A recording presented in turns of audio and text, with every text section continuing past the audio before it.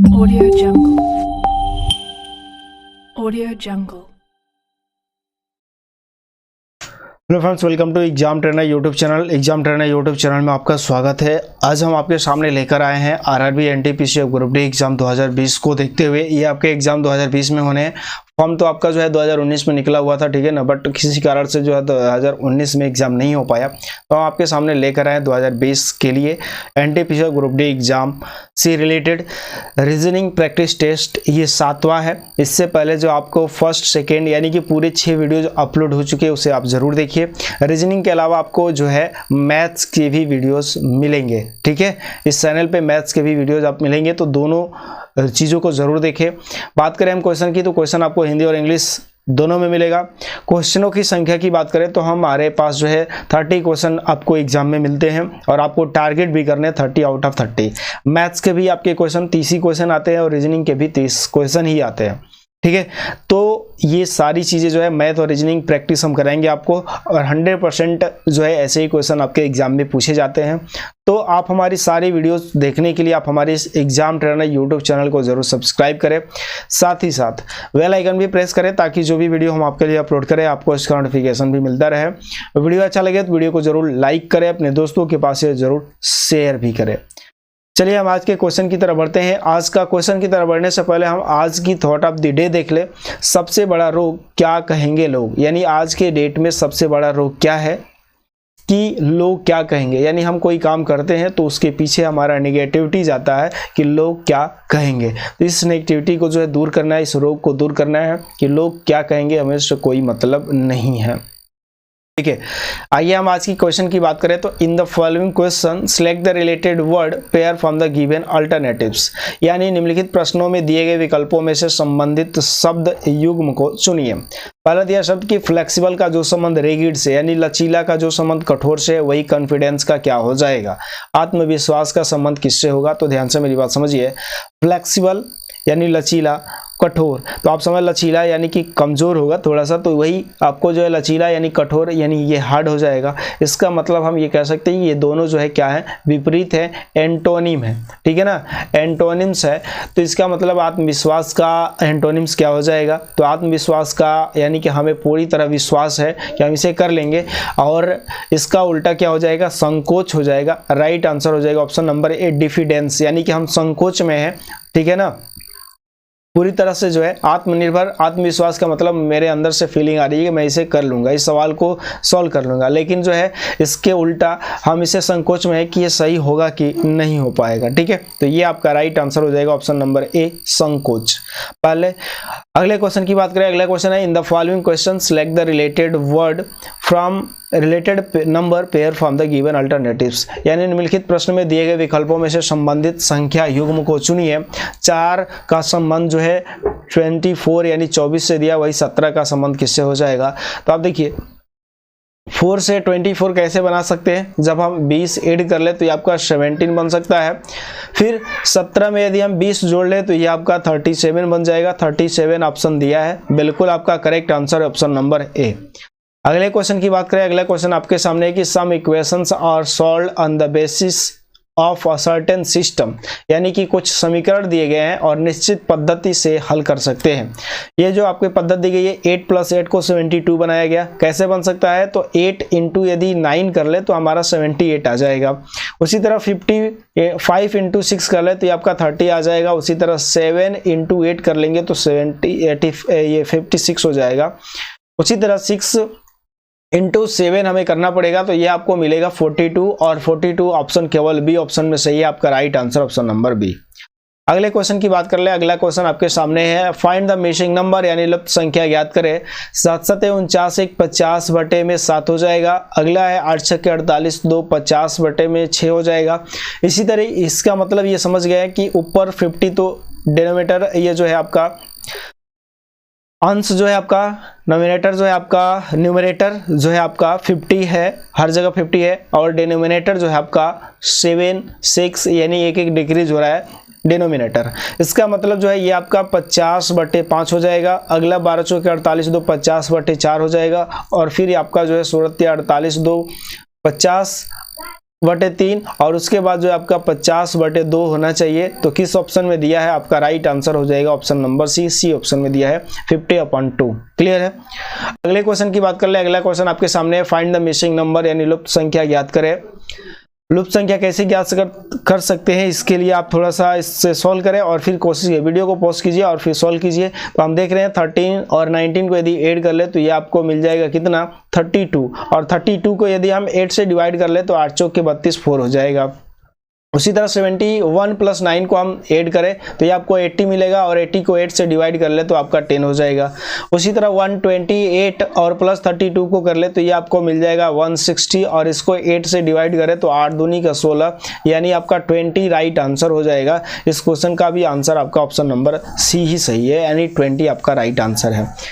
अगले क्वेश्चन की बात कर ले। अगला क्वेश्चन आपके सामने, in the following question select the odd number from the given alternatives, यानी निम्नलिखित प्रश्न में दिए गए विकल्पों में से संबंधित विषम संख्या को चुनिए। क्वेश्चन है आपके सामने, टोमेटो यानी टमाटर, पोटैटो यानी आलू, कोनियन यानी प्याज और कैरेट यानी गाजर। अब इसमें जो है गाजर, आलू, प्याज, गाजर जो है एक समान है और टमाटर इसमें सबसे अलग हो जाएगा। क्यों एक समान है, क्योंकि आलू, प्याज और टमाटर या तो जो है ये जड़ या तने के परिवर्तित रूप है, लेकिन टमाटर जड़ या तने का परिवर्तित रूप नहीं है। तो आपका राइट आंसर हो जाएगा ऑप्शन नंबर ए। अगले क्वेश्चन की बात कर ले। अगला क्वेश्चन आपके सामने, इफ 1986 इज कोड एज, ये इस तरीके से कोड बनाया गया है। यहाँ पर देखिए 1 का कोड इस तरीके से है, फिर आपका ये सर्कल बेस में है, ये आपका ट्रायंगल 8 का और ये आपका ग्रेटर देन। उसी तरह 2 3 4 5 का कोड दिया यहाँ पर प्लस और फिर क्रॉस और फिर जो है आपका यहाँ पर रेक्टेंगल और 5 का दिया है आपका चतुर्भुज। अब आपसे पूछा है इसका कोड क्या होगा, तो आप देख रहे हैं लास्ट से आप क्वेश्चन को सॉल्व करेंगे, लास्ट से आप सॉल्व करेंगे तो यहाँ पर जो है आपको मिला ये सेकंड यानी कि 4, ये लास्ट में होगा। ऑप्शन क्या दिखा आपको लास्ट में, 4 किस ऑप्शन में है, केवल ए ऑप्शन में है। तो आपका right answer option number A correct answer होगा। अगले क्वेश्चन की बात करें। अगला क्वेश्चन आपके सामने, which on one of the following diagrams best depicts the relationship among people, women and mothers, यानी कि इनमें से कौन सा आरेख माताएं, औरत तथा लोग में सही संबंध दर्शाता है। तो आप जानते हैं सभी माताएं औरत होती है और सभी औरत लोगों के अंदर होगा। आपका राइट आंसर हो जाएगा ऑप्शन नंबर बी, सभी माताएं औरत है और सभी औरत जो है लोग है। अगले क्वेश्चन की बात करें। अगला क्वेश्चन आपके सामने, if Mohan watch the rising sun behind the temple and setting sun behind the railway station, यानी यदि मोहन अपने घर से उगते हुए सूर्य को मंदिर के पीछे से देखता है। मोहन जो है उगते सूर्य जो है ईस्ट दिशा में उगेगा, ठीक है ना। और ये जो मोहन है ये किधर से देखता है, मंदिर के पीछे से। ये आपका टेम्पल हो गया, टेम्पल के पीछे से जो है कौन देखता है, मोहन यहाँ पर खड़ा है और ये मोहन जो है टेम्पल के पीछे से देख रहा है। फिर डूबते हुए सूर्य, तो डूबते हुए सूर्य जो है पश्चिम में डूबेगा, ठीक है, वेस्ट दिशा में जो है डूबेगा और इसको जो है मोहन रेलवे स्टेशन के पीछे से देखता है। ये आपका रेलवे स्टेशन हो गया, ठीक है। अब आपसे सवाल ये पूछा गया रेलवे स्टेशन, अब आपसे सवाल ये पूछा गया कि रेलवे स्टेशन से मंदिर किस दिशा में है। तो रेलवे स्टेशन से हम देख रहे हैं मंदिर जो है ईस्ट दिशा में है, यानी पूर्व दिशा में है। आपका करेक्ट आंसर है ऑप्शन नंबर सी, आपका राइट आंसर है पूर्व दिशा में है, यानी पूर्व दिशा में है, ईस्ट में है। अगले क्वेश्चन की बात कर ले। अगला क्वेश्चन आपके सामने है, सीटिंग अरेंजमेंट से 5 students are sitting in a रो, यानी 5 छात्र एक पंक्ति में बैठे हैं। टी जेड के दाहिने हैं, तो हम लिख लेंगे यहाँ पर टी जो है जेड के दाहिने, जेड के दाहिने हमने लिख लिया। एम जेड के बाईं ओर है, एम जो है जेड के बाईं ओर है, तो जेड का लेफ्ट साइड इधर होगा, एम यहाँ पे हो जाएगा।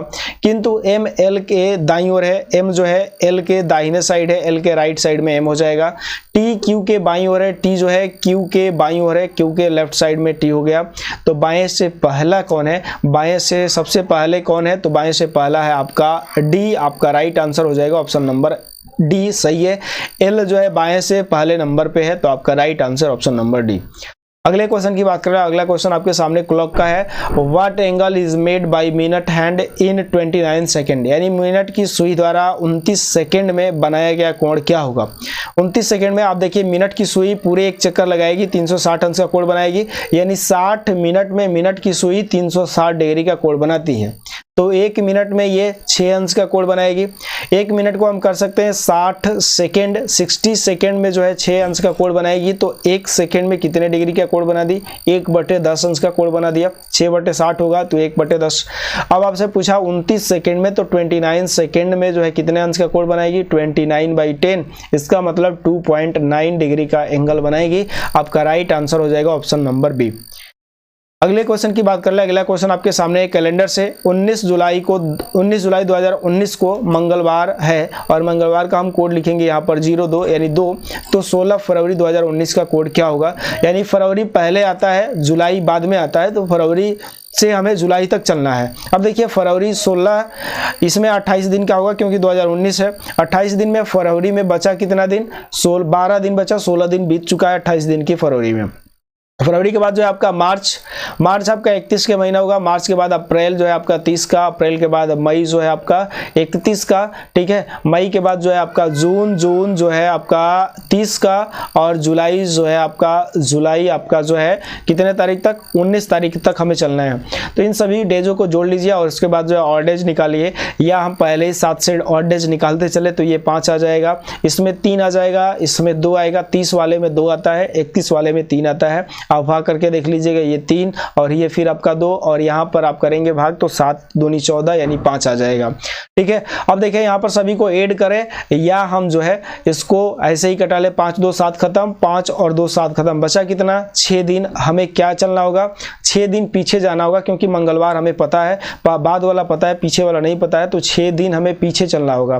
तो 6 पीछे का मतलब -6 करेंगे या +1 कर लीजिए, बात एक ही हुई, ठीक है। -6 यानी 6 दिन आप पीछे चले जाओ या 1 दिन आगे चले जाओ, आपका आंसर आ जाएगा। तो मंगलवार का कोड होता है 2 और 1 दिन आगे चलेंगे तो ये हो जाएगा आपका 3 और 3 का मतलब होता है वेडनेसडे यानी कि बुधवार। आपका करेक्ट आंसर हो जाएगा वेडनेसडे। आपका जो है करेक्ट आंसर हो जाएगा वेडनेसडे, ठीक है। अच्छा, यदि हम पीछे चलते हैं तो 2 - 6 करेंगे, क्या आ जाएगा? -4 और -4 आएगा तो फिर इस 4 को जो है -7 -4 करेंगे, ये 3 आएगा। फिर वही चीज आपका 3 यानी वेडनेसडे आपका करेक्ट आंसर हो जाएगा। ऑप्शन नंबर बी आपका राइट आंसर है।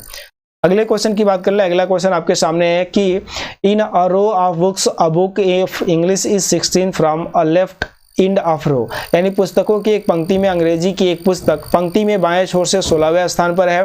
गणित की एक पुस्तक दाएं छोर से 12वें स्थान पर है। यदि गणित की पुस्तक अंग्रेजी की पुस्तक से 6 स्थान दाईं की ओर है तो पंक्ति में कुल कितनी पुस्तक है? ध्यान से मेरी बात समझिए। पंक्ति में बाएं छोर से 16वें स्थान पर इंग्लिश वाली बुक है, ये 16 नंबर पे। मैथ वाली बुक जो है 12वें नंबर पे है दाहिने तरफ से। मैथ वाली बुक इधर से दाहिने तरफ से 12वें नंबर पे है। और फिर कहा यदि गणित की पुस्तक अंग्रेजी की पुस्तक से 6 स्थान दाएं हैं, 6 स्थान दाएं यानी कि इसके दाएं हैं 6 स्थान है, तो 16 और 6 कितना हो जाएगा? 22 हो जाएगा। ये 22 नंबर पे इधर से हो गई और मैथ की इधर से 12 नंबर पे थी। अब एक तरफ से पता चल जाए तो टोटल हमें निकालने के लिए हमें क्या करना पड़ता है? लेफ्ट प्लस राइट -1 बराबर टोटल, यानी कि 12 + 22 और -1। 12 22 को जोड़ेंगे आपका 34 होगा। 34 - 1 करेंगे ये आपका 33 यानी 33 आपका राइट आंसर हो जाएगा। ऑप्शन नंबर ए आपका करेक्ट आंसर होगा। अगले क्वेश्चन की बात कर ले। अगला क्वेश्चन आपके स्लोगन्स का है यानी कि कथन और निष्कर्ष का है। क्या कथन है कि कुछ कलम पेंसिल है, तो हमने यहाँ पर कुछ कलम को जो है पेंसिल से रिलेट किया। कुछ कलम पेंसिल है, यहाँ पे हमने पेंसिल बना लिया, कुछ कलम पेंसिल है। उसके बाद सभी पेंसिल रबर है, सभी पेंसिल क्या है? सभी पेंसिल रबर है, सभी पेंसिल को रबर से हमने बना लिया।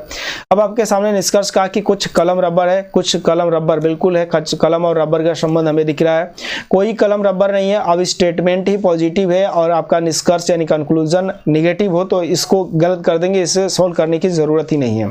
कुछ रबर पेंसिल है, कुछ रबर पेंसिल है, बिल्कुल। जब सभी पेंसिल रबर है तो कुछ रबर भी पेंसिल हो सकता है, यानी पहला और तीसरा दोनों सही है। इसमें आंसर आपका होगा ऑप्शन नंबर सी, फर्स्ट तथा निष्कर्ष थर्ड जो है सही है। आपका right answer option number C. अगले क्वेश्चन की बात करें। अगला क्वेश्चन आपके सामने स्टेटमेंट और आर्गुमेंट का क्वेश्चन है। ध्यान से देखिए क्वेश्चन आपके सामने कि क्या संसदीय विधान परिषद के चुनाव लड़ने की अधिकतम आयु सीमा 65 वर्ष निर्धारित की जानी चाहिए। इस पे तर्क आपको देना है। पहले ये हाँ या ना को हटा दीजिए। सामान्यतः 65 वर्ष से अधिक आयु के व्यक्ति अपनी क्षमता तथा इच्छा शक्ति खो देते हैं। तो क्या 65 वर्ष से यदि, जैसे मान लीजिए आप बूढ़े लोगों की बात कर ले, जो बूढ़े लोग हैं उनकी क्षमता जो है क्या खत्म हो जाती है कि हम जो है चुनाव नहीं लड़ सकते, या उनकी इच्छा शक्ति खत्म हो जाएगी, उनकी इच्छा नहीं करेगा कि हम संसद का चुनाव ना लड़े। ठीक है, तो ये बिल्कुल गलत बात है, हाँ या ना कहे तो दोनों ये गलत है, यानी कि ये आपका पहला गलत हो जाएगा। सेकंड की बात करें, व्यक्तियों का जीवन काल बढ़ गया है, ठीक है, तथा व्यक्ति 80 वर्ष की उम्र तक भी शारीरिक तथा मानसिक रूप से स्वस्थ रह सकता है। इसका कोई रीजन ये नहीं है कि यदि व्यक्तियों का जीवन काल बढ़ गया है तो वो जो है 80 वर्ष तक जो है क्या हो, स्वस्थ रह जाए शारीरिक और मानसिक रूप से, ऐसा कोई है नहीं। 80 वर्ष से अधिक भी हो जाए जीवन काल तो जो है स्वस्थ भी हो सकता है, अस्वस्थ भी हो सकता है शारीरिक और मानसिक रूप से। इसका मतलब ये भी तर्क जो है ठोस नहीं है, यानी कि दोनों तर्क जो है गलत है। तो आपका राइट आंसर इनमें से कोई नहीं, यानी दोनों फर्स्ट और सेकंड दोनों तर्क जो है मजबूत नहीं है। क्लियर है? बढ़ते हैं अगले क्वेश्चन की तरफ। अगला क्वेश्चन आपके सामने, इसे सॉल्व कीजिए और इसका आंसर बता दीजिए जल्दी से क्या हो। Among her children, Ganga's favorite are Ram and Rekha, यानी कि बच्चों में गंगा के पसंदीदा राम व रेखा हैं। तो गंगा के पसंदीदा बच्चे हैं, गंगा के पसंदीदा बच्चे हैं राम और रेखा। तो इसके जनरेशन के नीचे रहेगा कौन, राम और रेखा। ठीक है, राम और रेखा इसके बच्चे हैं गंगा के। फिर आगे बढ़े, राम रेखा जो है शरत की माँ है, रेखा जो है कौन है, शरत की माँ है। तो शरत की माँ, शरत नीचे जनरेशन और रेखा जो है ऊपर की जनरेशन होगा, जिससे उसका चाचा मिथुन बहुत प्यार करता है। तो मिथुन जो है इसके चाचा है शरत का, इसका मतलब मिथुन जो है ऊपर रहेगा, ऊपर की जनरेशन।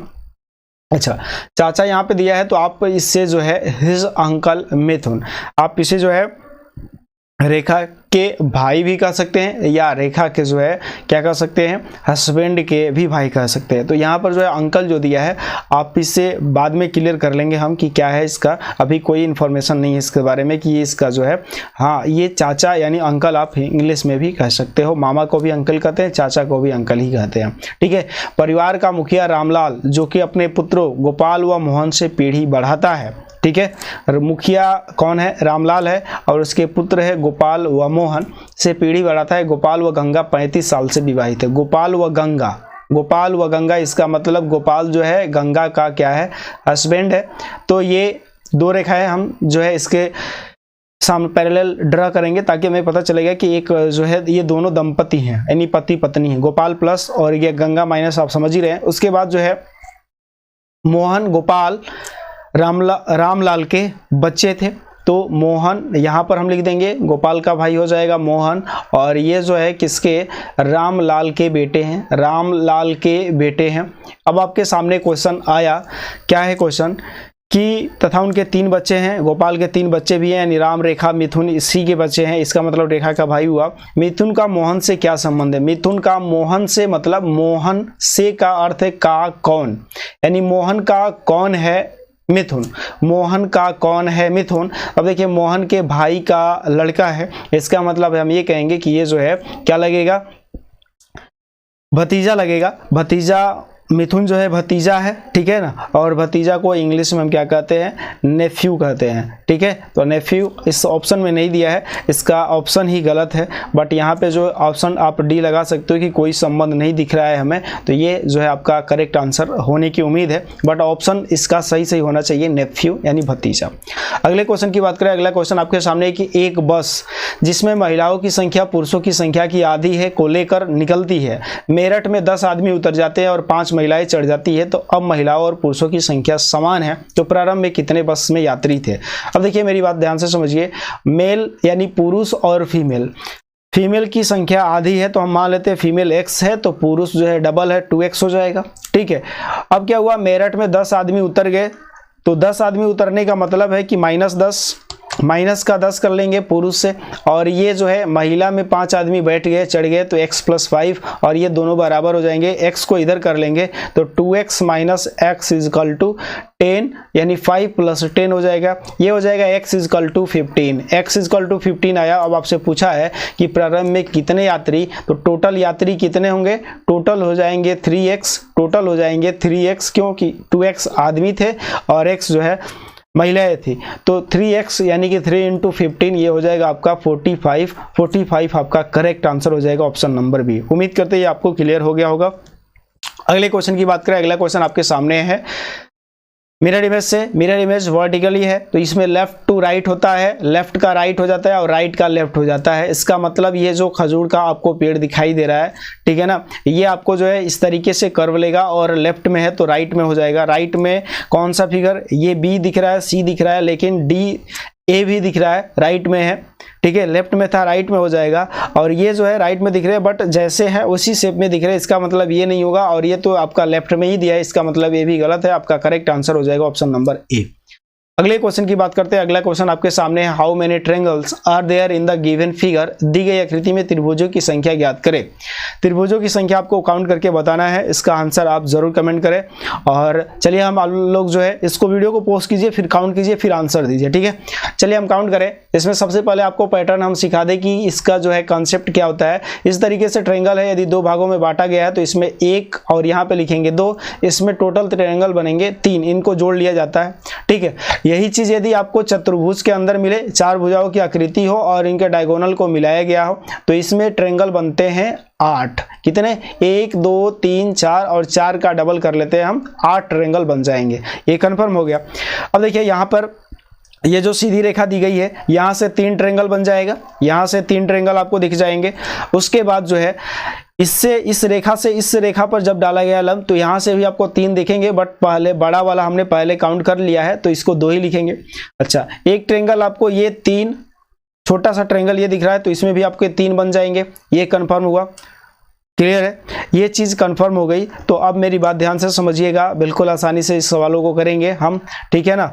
अब देखिए ध्यान से, अब हमें 4 आकृति बना लेना है, मतलब चतुर्भुज बना लेना है। चतुर्भुज बना लेंगे, जैसे ही यहाँ से ऐसे करके चतुर्भुज बना लिए तो आपके लिए सवाल आसान। इसमें कितने ट्रायंगल बन जाएंगे जल्दी बता दीजिए। इसमें बनेंगे 8 ट्रायंगल, हमने लिख लिया, 8 ट्रायंगल लिख लिया, ठीक है। किसको किसको हमने लिया, इसको लिया 1, ये 2 और ये 1 3, ठीक है। उसके बाद हमने फिर लिया ये 1 और ये 2 और ये फिर ये 3। उसके बाद ये बड़ा वाला हमने ले लिया 3 4 और इसको हमने ले लिया, सॉरी 3 इधर थे 3 इधर थे, 6 हुए। उसके बाद ये बड़ा वाला हमने लिया यहाँ से यहाँ तक 6, ये भाई 6 हुआ, 7 और फिर इधर वाला 8। ये कंफर्म हो गया 8 ट्रायंगल। उसके बाद इसमें देखिए ध्यान से, ये हम फिर चतुर्भुज लेंगे तो इसमें भी 8 बनने चाहिए थे, 8 बनने चाहिए थे, बट बनेगा कितना। अब एक ट्रायंगल तो ये तो जो है आपका खत्म हो जाएगा, एक ट्रायंगल ये तो खत्म हो जाएगा ना। देखिए यहाँ से आपका ट्रायंगल ये जाएगा, ये हमने डायगोनल को मिला दिया, इस तरीके से डायगोनल को मिलाया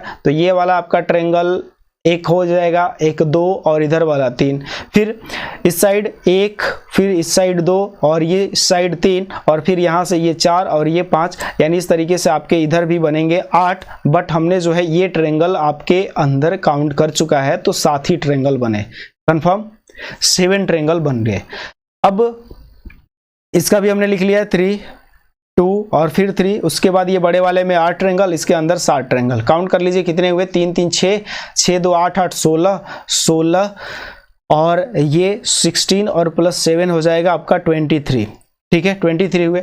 अब ध्यान से मेरी बात समझिए, अब आपको जो है इस ट्रायंगल के अंदर देखने हैं, इस ट्रायंगल के अंदर कि और कहीं ट्रायंगल बन रहा है क्या। जी बिल्कुल बनेगा, ठीक है। कैसे बनेगा, एक ट्रायंगल आपको ये छोटा सा दिखाई दे रहा है, एक ट्रायंगल ये आपको दिखाई दे रहा है, इसको हमने काउंट नहीं किया हुआ है तो एक ट्रायंगल ये बना, और एक ट्रायंगल आपको ये दिखाई दिया तो 3 ट्रायंगल और बन गए, ठीक है ना भाई। इसको तो हमने काउंट नहीं किया था ना, ये इसमें 2 है, इसमें 1 है, इसको भी हमने काउंट नहीं किया था, ठीक है। ये आपको ट्रायंगल मिल गए, 3 और ट्रायंगल मिले 3, ये आपका 23 3 26 हो गया, ये कंफर्म हो गया। उसके बाद अब देखिए यहाँ से आपको एक ट्रायंगल इस तरीके से, ये बड़ा वाला ट्रायंगल इस तरीके से दिख रहा है क्या, बिल्कुल दिख रहा है जी, यहाँ से इस तरीके से, ठीक है। तो ये आपके ट्रायंगल बने एक और एक, फिर आपको एक ट्रायंगल और देखिए कहाँ मिलेगा, एक ट्रायंगल आपको जो है ये बड़ी वाली हमने तो इस तरीके से कर लिया है इसको कॉपी।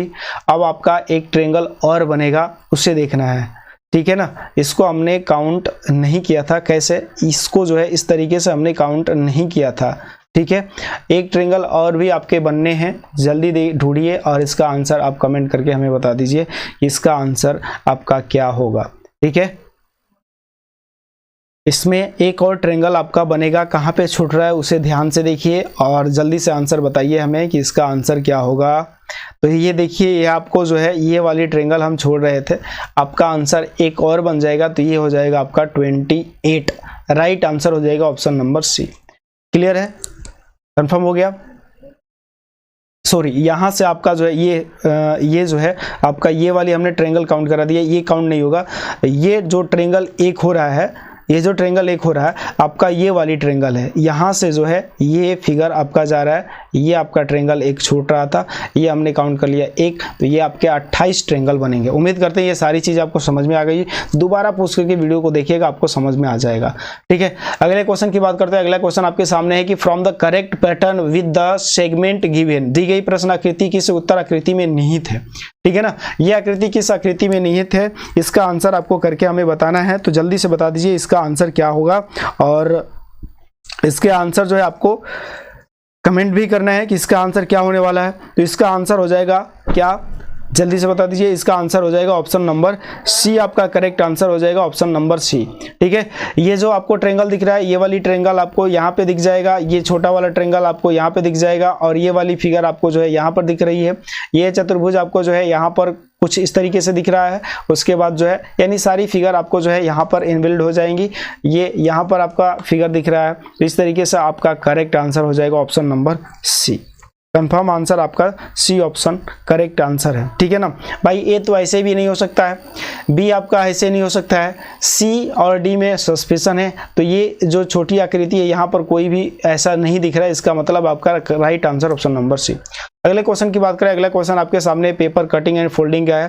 तो देखिए इसको फोल्ड किया गया है इस तरीके से, ठीक है, इसको जो है फोल्ड किया गया है, इसको जो है ऐसे फोल्ड कर दिया गया इस तरीके से, फिर इसको ऊपर से जो है ऐसे फोल्ड कर दिया गया यहाँ से।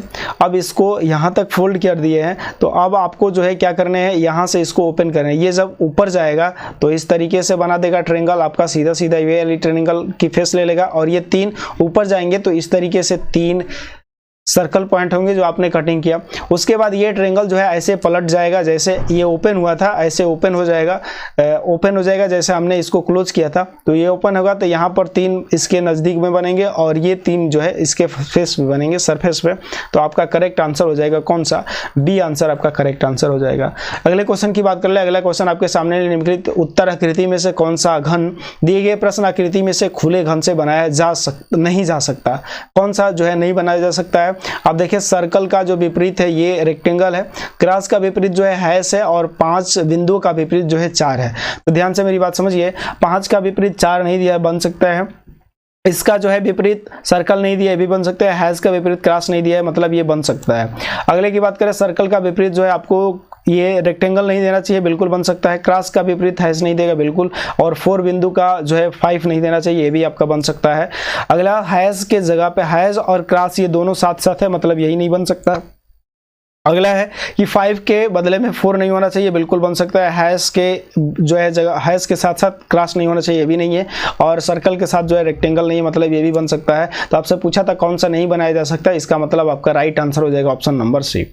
अगले क्वेश्चन की बात कर लेते हैं। अगला क्वेश्चन आपके सामने है, a series is given with one term missing, choose the correct alternatives from the given ones that will complete the series. यानी कि BCEHL एक अनुक्रम दिया गया है, इसमें एक पद लुप्त है। तो यहाँ पे देखिए ये 2 है, ये आपका 3 है, ये आपका 5, ये आपका 8 और ये आपका 12 होता है। तो आप देखें 2 + 1, यहाँ पर +1 हुआ, फिर आपका +2 हुआ, फिर +3 हुआ, फिर +4 हुआ और +5, तो 12 और 5 17 हो जाएगा, 17 राइट आंसर हो जाएगा। 17 आपका करेक्ट आंसर है, 17 और 17 पे होता क्या है, Q आपका करेक्ट आंसर हो जाएगा ऑप्शन नंबर ए। उम्मीद करते हैं आपको समझ में आ गया होगा। अगले क्वेश्चन की बात कर ले। अगला क्वेश्चन आपके सामने है, विच answer figure will complete the pattern in the question figure. यानी निम्नलिखित दी गई उत्तर आकृतियों में से कौन सी प्रश्न आकृति को पूरा करती है। क्वेश्चन फिगर आपको दिया गया है, ध्यान से देखिए और इसको फिल करके आपको देखना है। अब देखिए आपने इस नीचे वाले फिगर को ध्यान से देखिए कि इसकी जो फिगर है आपको इस तरीके से दिखाई दे रहा है। तो हमें जो फिगर यहाँ पर बनने वाला है, इसका डायग्राम जो है इस तरीके से कुछ बनेगा, और यहाँ पर इस कोने से यहाँ इस कोने से मिलाया जाएगा। ठीक है भाई, ऐसे ही तो फिगर बनेगा, जो है सेम टू सेम इसी पैटर्न पे बनाना है आपको, और ये जो है रेखा यहाँ से।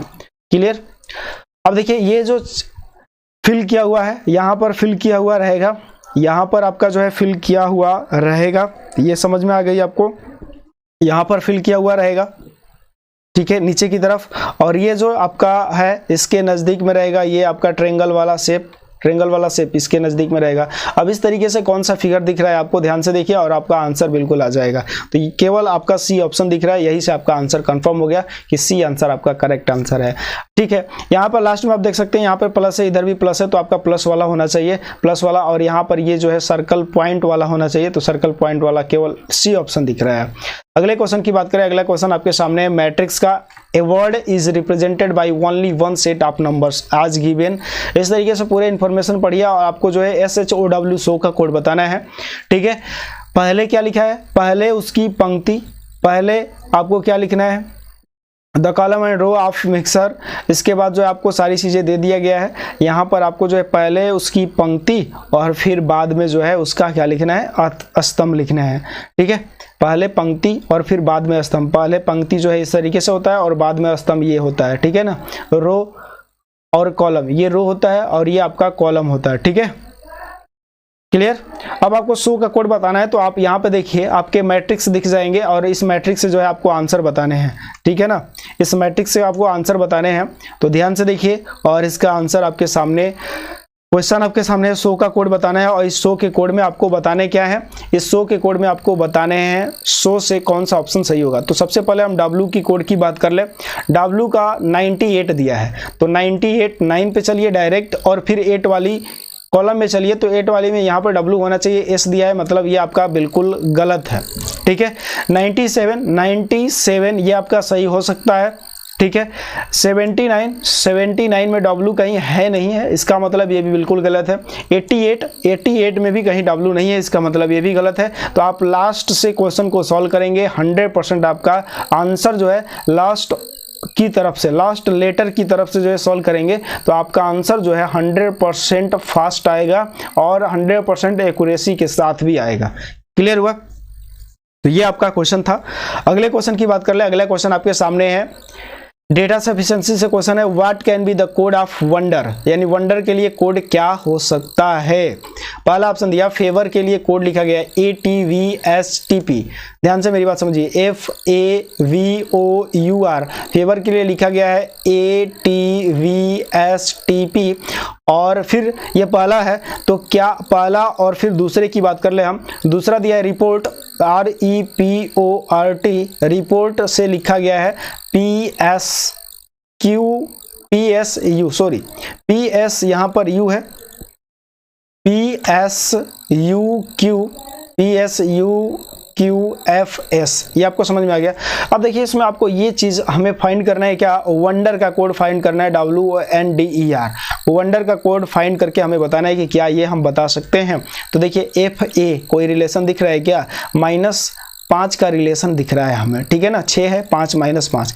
20 और A में कोई रिलेशन दिख रहा है क्या, बिल्कुल नहीं दिख रहा है, मतलब सेम रिलेशन हमें नहीं दिख रहा है मेरे भाई। तो सेम रिलेशन नहीं दिख रहा है तो हम इसका जो है आंसर नहीं निकाल सकते। यहाँ पर R ये 18 पे, ये 16 पे, फिर E और S में कोई रिलेशन इस तरीके का नहीं दिख रहा है, तो हम जो है इसका वंडर का किसी भी जो है कथन से नहीं निकाल सकते, यानी कोई भी डेटा पर्याप्त नहीं है। तो हम ये कहेंगे कि न तो फर्स्ट और न ही सेकंड दोनों डाटा जो है प्रश्न का उत्तर देने के लिए पर्याप्त नहीं है। तो यहाँ पे देखिए, if the data given in both first and second together are not sufficient to answer the question, इसका मतलब आपका right answer option number D, उत्तर देने के लिए पर्याप्त यहाँ पर नहीं है, देना चाहिए। इंग्लिश वाला सही दिया है, हिंदी वाला गलत दे दिया, तो आप ये जरूर याद रखें, डी आंसर इस क्वेश्चन का राइट आंसर हो जाएगा। क्लियर है? अगले क्वेश्चन की बात कर ले। अगला क्वेश्चन आपके सामने है, ध्यान से देखिए और इस क्वेश्चन को सॉल्व करके आंसर बता दीजिए हमें क्या होगा। पंक्ति के बाएं छोर से ए की स्थिति क्या है, पंक्ति के बाएं छोर से ए की स्थिति। तो पहले से हम देखते हैं, एक पंक्ति में 15 व्यक्ति हैं, टोटल जो है कितने लोग हैं, टोटल हैं 15 लोग। ए के दाएं, ए जो है बी के दाएं दूसरे स्थान पे बैठा है, बी के दाहिने जो है दूसरे स्थान पर ए बैठा है, बी के दाहिने दूसरे स्थान पर ए बैठा है, बी के दाहिने दूसरे स्थान पर ए बैठा है, जो कि दूसरे स्थान पे यहाँ पर बैठा है, पहला और दूसरा दाहिने तरफ दूसरे स्थान पे ए बैठा है, और उसके बाद फिर कहा इसने कि जो कि पंक्ति के दाएं छोर से 12वें स्थान पे, जो कि पंक्ति के दाएं छोर से 12वें स्थान पे, तो दाहिने से 12वें स्थान पे, तो हम इसको बाएं से निकाल सकते हैं। जब टोटल 15 लोग थे और 12वें नंबर पे ये ए बैठा है, इसका मतलब हम ये कह सकते हैं कि 15 एक 16 16 और 16 में से 12 माइनस करेंगे तो 4, इस साइड से 4 हो जाएगा, 12 4 16 और 1 माइनस करेंगे तो 15। तो इसका मतलब हम ये बता सकते हैं, आपसे पूछा था कि पंक्ति के बाएं छोर से एक की स्थिति, तो पंक्ति की बाएं छोर से एक की स्थिति बिल्कुल बता सकते हैं, चौथा नंबर होगा, यानी पहले से हमारा आंसर आ जाएगा। ठीक है, दूसरे की बात करें तो व्यक्तियों की एक पंक्ति में, यानी 20 लोगों की एक पंक्ति में, अब क्वेश्चन कहा कि 20 लोगों की एक पंक्ति है, टोटल 20 लोग हैं। सी के पंक्ति 20 व्यक्तियों की पंक्ति में सी पंक्ति के दाएं छोर से 8वां स्थान लेगा, 8वां स्थान लेगा यदि सी तथा ए अपनी स्थिति को अदला बदली कर लेते हैं। तो अब सी तथा ए अदला बदली कर ले तो हम यहाँ से पहले ही से हमारा आंसर आ गया, तो दूसरे को मिलाने की जरूरत नहीं है।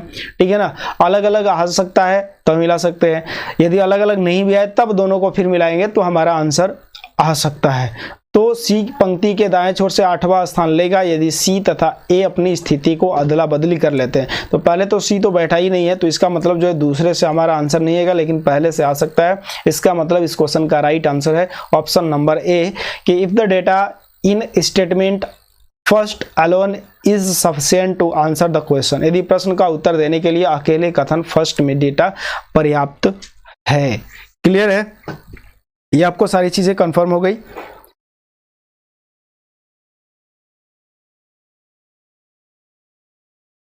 क्लियर है सारी चीजें। तो ये थे आपके क्वेश्चन, उम्मीद करते हैं ये आपके वीडियो अच्छा लगा होगा। यदि अच्छा लगा होगा तो ज़रूर लाइक कीजिएगा। और आज की क्लास में हमने बात की आरआरबी एनटीपीसी और ग्रुप डी एग्ज़ाम के लिए जो 2020 में आपके एग्ज़ाम होने हैं, रीजनिंग प्रैक्टिस टेस्ट 7वां। इससे पहले जो आपके 6 लेसन तक अपलोड हो चुके हैं, उन सभी को देखिए। और ये आपके मैथ्स के भी, रीजनिंग के साथ साथ जो है आपको मैथ्स का भी प्रैक्टिस टेस्ट मिलेगा, तो आप हमारे साथ जुड़िए और हमारे इस एग्जाम ट्रेनर यूट्यूब चैनल को ज़रूर सब्सक्राइब करिए। साथ ही साथ बेल आइकन भी प्रेस कीजिए ताकि जो भी वीडियो हम आपके लिए अपलोड करें आपको इसका नोटिफिकेशन भी मिलता रहे। वीडियो अच्छा लगे तो वीडियो को जरूर लाइक कीजिए, अपने दोस्तों के पास इसे जरूर शेयर भी कीजिए। तो आज के लिए बस इतना ही, फिर मिलते हैं हम आपसे अगली क्लास में। तब तक के लिए जय हिंद, जय Bharat, all the best, thank you. Audio Jungle. Audio Jungle.